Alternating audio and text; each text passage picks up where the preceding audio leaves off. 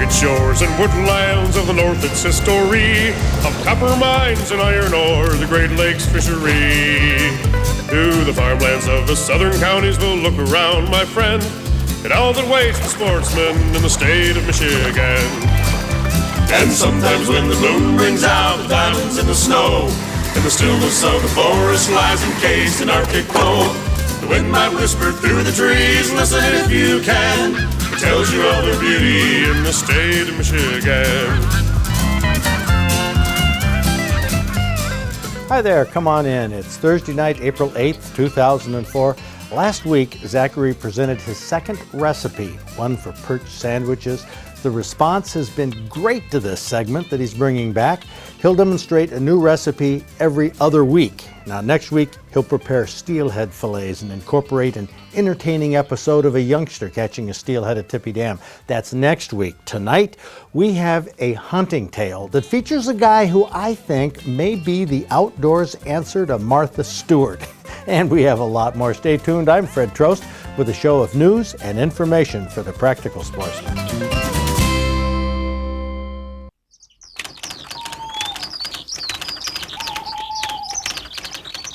The current issue of the Michigan Outdoor News has two interesting articles on the Michigan Wolverine that was sighted in Huron County in late February.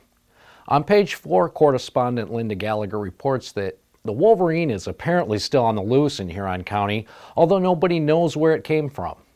One theory has been that it hitched a ride on a garbage truck from Canada, but Ray Rustum from the DNR says that all of the garbage imported in the U.S. is compacted, so the likelihood that the Wolverine would have survived that is pretty remote. Another theory is that it drifted from Canada across Lake Huron on an ice floe and landed in the Thumb, but that appears to be an extremely remote possibility.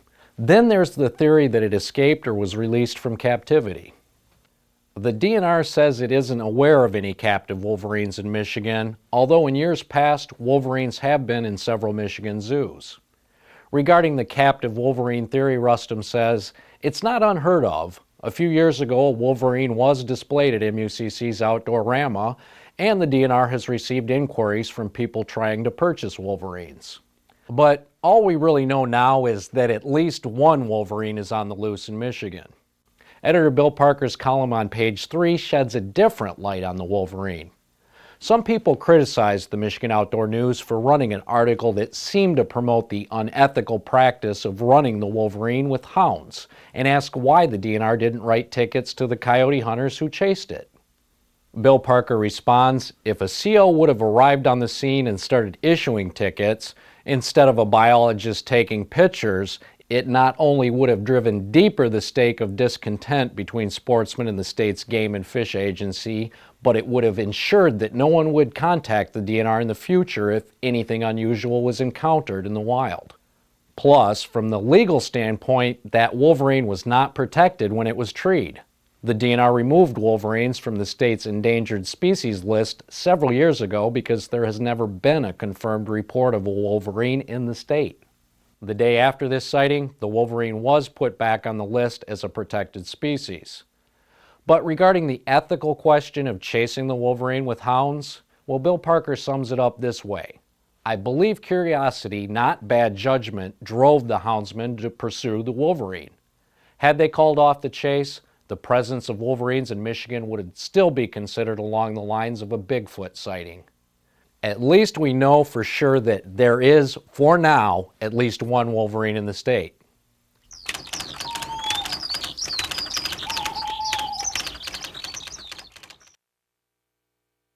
On April 15th, we're going to have our first regular Around the Campfire newsletter out.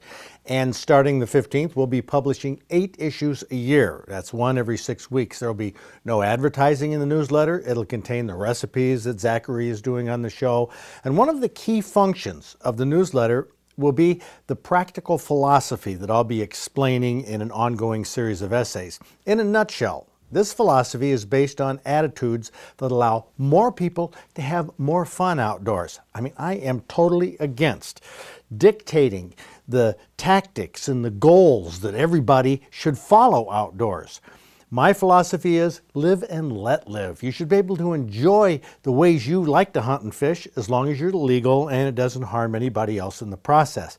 Now, not everybody agrees with this philosophy, but a letter to the editor in the current Michigan Outdoor News caught my eye because it promotes the attitude that I believe more sportsmen should have. Now, here's the scenario. Michael Conway from Harrison has been hunting deer for 41 years. He owns 40 acres in Clare County that joins another individual's 640 acres, making 680 acres of what he says is perfect deer hunting cover.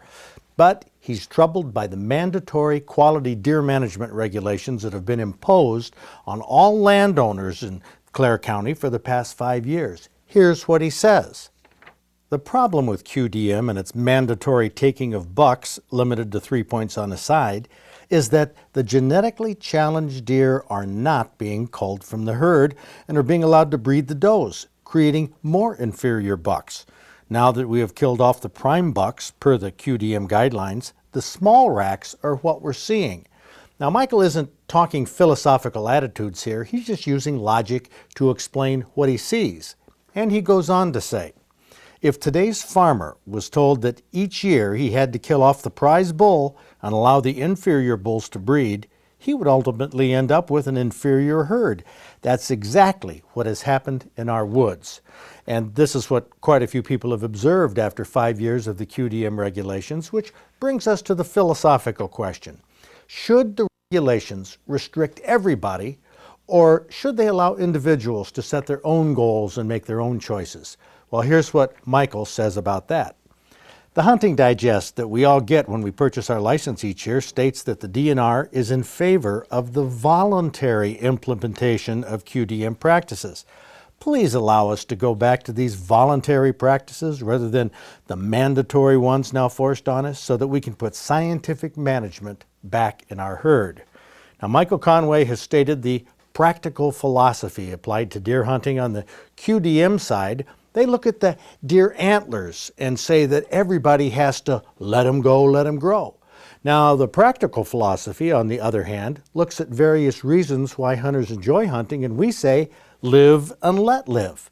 What's your philosophy? Is deer hunting about imposing restrictions to grow larger deer antlers, or is it about people being able to choose how they want to hunt to put food on the table?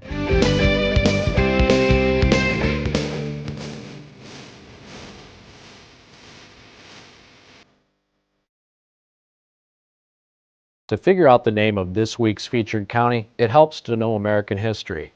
This county was named for our 7th President of the United States, and 22 other states have a county named after him. Do you know it? Time's up. It's Jackson County, located right here in the middle of the southern Lower Peninsula, named, of course, after President Andrew Jackson. This area was originally inhabited by Kickapoo, Shawnee, Potawatomi, Sac, and Fox Indians. White settlers began moving here in 1829 when Horace Blackman came from New York and built a log cabin. He was recognized as the father of Jackson County, and Blackman Township was named after him. A lot of people think of the prison when they hear the word Jackson, and with good reason. The county began building prisons in the late 1830s. At one time, the world's largest walled prison, occupying 57.5 acres, was in Jackson County. Jackson also has a political history. It's known as the birthplace of the Republican Party because the first official Republican meeting took place there on July 6, 1854. The party was organized by anti-slavery activists and by individuals who believed that the federal government should give Western lands to settlers free of charge. Well, who was the first Republican president? Well, in 1860, it was Abraham Lincoln. Jackson County is also the location of the largest constructed waterfalls in North America, known as Cascade Falls Park. These man-made falls were the brainchild of Captain William Sparks, who donated a 457-acre park to the city, and in the 1930s he constructed a series of 18 waterfalls, several fountains, then added lights and music. The show takes place nightly from Memorial Day to Labor Day. Jackson County contains the headwaters of the Huron and Raisin rivers that flow into Lake Erie, as well as the Grand, Kalamazoo, and St. Joseph rivers that flow into Lake Michigan. With thousands of acres of state land and more than 90 lakes, Jackson County produces big fish and big bucks for our Fish and Game Hall of Fame.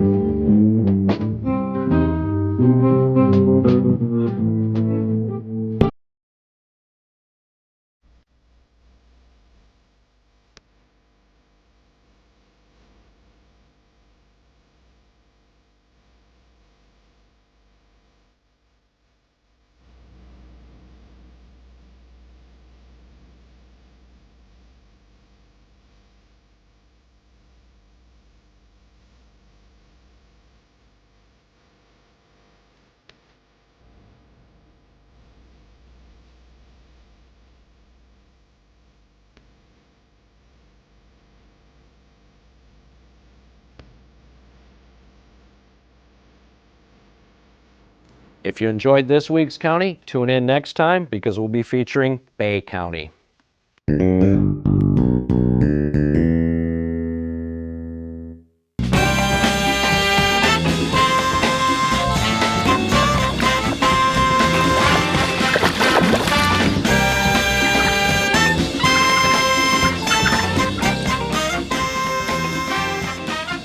This buck here, which, you know, that's interesting. You take a real wide board and make it, it makes the thing really look wide. Put a lot of time into this, Fred, yeah. As my buddy said, it was a work in progress, so that's what we're trying to do here, but... Now, is this stuck to this or not? No, sir, I just took this okay. off. I just stuck this on here, just a way of seeing the area, and you want to know why I hunt, this gives you a good idea. This is just for areas like this. You get up in a tree stand and you just get a good overall view of what nature is all about. You get out there in the woods, and it's a bonus to have something come by. But this is what I do it for, not just for the hunt, just to get out there. Well, now, how many pictures is this? There's there's 1, 2, 3. There's about seven that I had to line up, and it's pretty easy to do if you got a good camera with a good frame on it, but you just basically keep it as still as you can and just kind of rotate and line up where the areas are, and then you just mesh them together. Now, did this happen to be on the 30th of November? It was the last day. Well, this one is a week right after I had shot the deer, 1 week to the day. So this was in December? This was in December, and it was right the same kind of day, ironically. But it was the last day of gun season with the last 15 minutes of light that I got this. And I was telling you, I was feeling pretty good about myself till I got here. But I got wedged in between some monsters, and I mean... What difference does that make? Oh, I tell you what, for my area, this is nice, but I had my chest out pretty good till I got here. I mean, not to take anything away from these other guys, but so then that makes less of you because... Oh, no, absolutely not. I mean, for my territory... Were these guys taller than you? No, the buck... Well, then you know what they're saying? Geez, I was feeling pretty good until this big tall guy came in with a... Well, the young man I'm sitting at over there, Aaron Counterman, I put this inside his rack, that big 6-point that was just here. So that's what I mean by that. Yeah, but how many guys would want big feet like this? But this was a tremendous, it was a fun experience. I got out there at the last few minutes of when I could. Now, this is from your tree stand? This is right from the tree stand. I'm in this spot right here, and this is a nice terrain that falls off here. You got a pond down here? I got him right here coming into the swamp, and he was working his way towards the alfalfa field behind me. And it was a 70-yard shot with a saboted slug. It's a scope-only shotgun, and I thought I saw him get hit, and he started running. And the unique thing is, he was running on a full boat, and I said, well, I better double check. So I loaded her back up, picked an opening right there, and let him have it again, and let him by 2 feet. It tail over nose after that, but I wasn't sure if I got him, and I threw 2 more slugs into what I thought was his belly, but it ended up being a stump. So I was a little excited. He was getting a little late, too. I was a little excited. I wanted to make sure he wasn't going to get away. But, you know, I got to tell you, as far as, what do you do for a living? I'm a sales representative. Okay, definitely not a craftsman. No, sir. I mean, really, you put all this work into these pictures and then put it... Well, you know, you make time for what you got. Of course, I do have a, I could slip this part out too to show you a close-up. I did make time for that too. A close-up, I see. But anyways, Fred, it was a memorable moment for me, and one I'll never forget. The unique thing about this too, if you look at this guy, I got a true buck knife on here. That could be, put an edge on that thing, and You could. I got me a buck knife. And you know what else? I mean, I hate to kind of bring this up, Oh, but there put you this go. back up Sure. here. No, because this, with this little insert and all that, Yes, sir? kind of reminds me of Martha Stewart. Yeah, we know where she's at. That's correct. Yeah, that's how she got Well, you know what? started. She's going to have a lot of time to do stuff like this. Anyway, Mark Cartier, that's outstanding.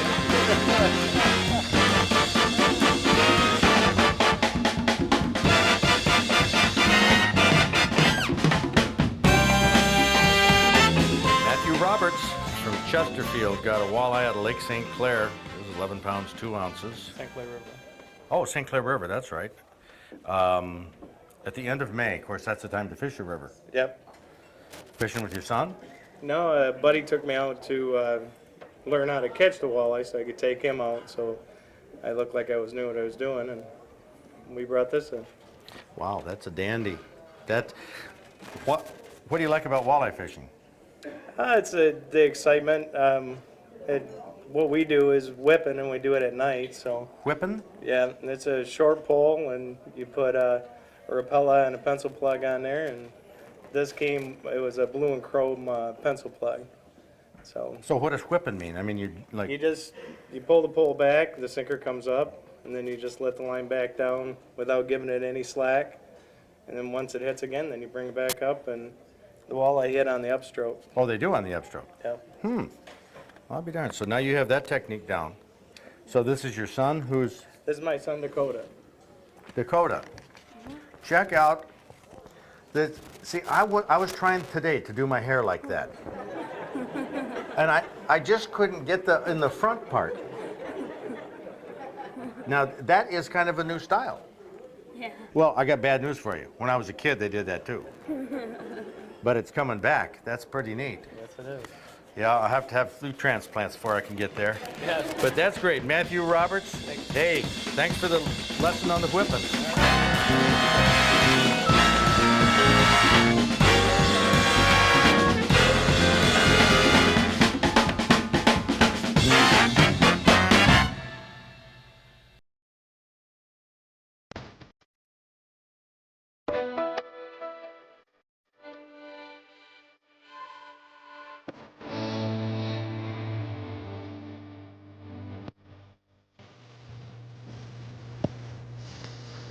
Well, that's kind of interesting. Is that something that you will leave that way, or? Not exactly like this. I'll comb it back down a little bit. What I'm trying to do is get a little bit more of a fluffy look to this deer. It's a little different than a normal mount. It has very squinty eyes, and we just want to fluff it up to make it look fluffy. Well, it looks like it's kind of with its ears back, kind of in a hostile position, or a... Well, with its ears back, it would have to have them down, tucked in tight to the neck, and then turn to get into that bad attitude. That right now, this is just a relaxed pose where the deer normally keeps his ears. That aggressive type pose, he pins them right back down tight to his head. So right now he's doing what? He's relaxed. He's smelling. The only senses that he's using right now is his nose, because he's got his ears back. He's got his eyes squinted down. He's just concentrating on, that smells good. You can imagine what he's trying to smell. And that's a doe. Well, it could be. It could be he smells an apple or, an acorn or a doe. It's up to the imagination at this point. It's a nice thing about taxidermy. And that wraps up our museum notebook for April 8th, 2004.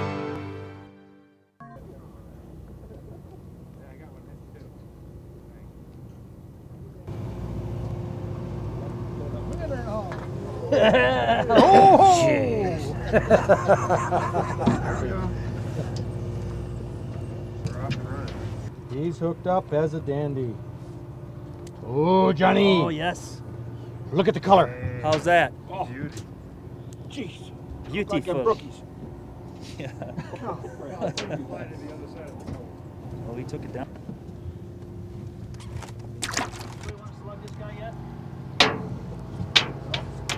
He's kissing along.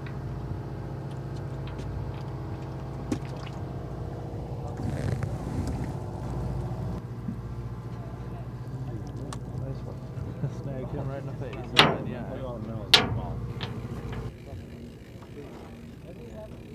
Hey, about time.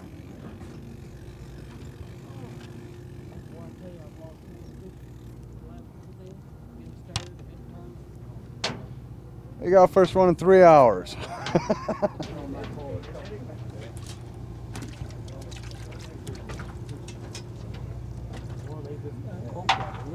Where's he at? What do you got there, Ron? Just a couple. This is ketchup. I'm playing ketchup now.